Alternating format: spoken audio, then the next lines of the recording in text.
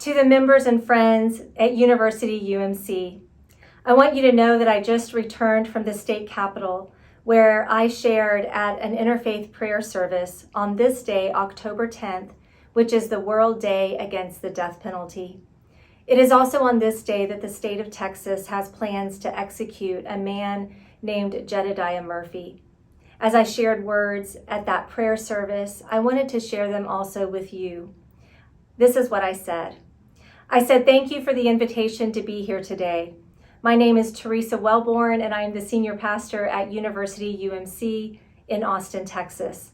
I have served as an ordained pastor for over 20 years, and I am proud of my faith's strong, long-standing stance against the death penalty. As it states in the social principles of the United Methodist Church, the death penalty denies the power of Christ to redeem, restore, and transform all human beings.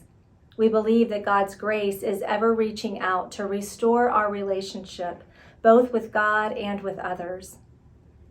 Friends, the death penalty denies the possibility of new life and reconciliation, and furthermore, it is deeply flawed, both in theory and in practice.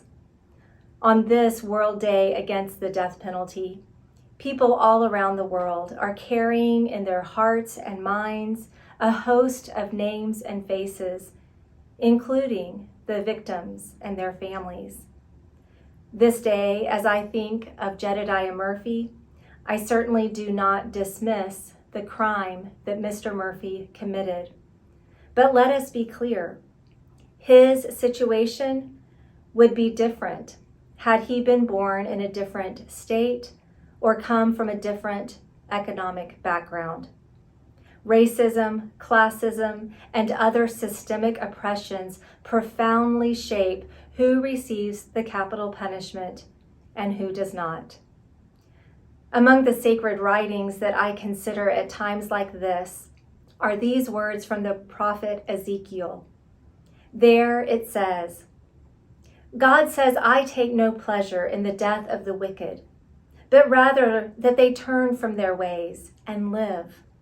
And then from the Gospel of John, it was Jesus himself who was a victim of state-sanctioned execution who said, let anyone among you who is without sin be the first to throw a stone at her.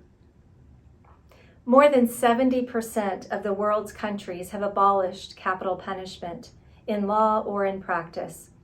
The United States is an outlier among its close allies in its continued use of the death penalty. While certainly victims' families hold a variety of views on capital punishment, studies show us that the death penalty does not bring closure, and furthermore, it interferes and complicates their healing process. I want to close with these words by Sister Helen Prejean. She said, people are more than the worst thing that they have ever done in their lives. I believe that that is so for Jedediah Murphy, and I pray that it is true for me.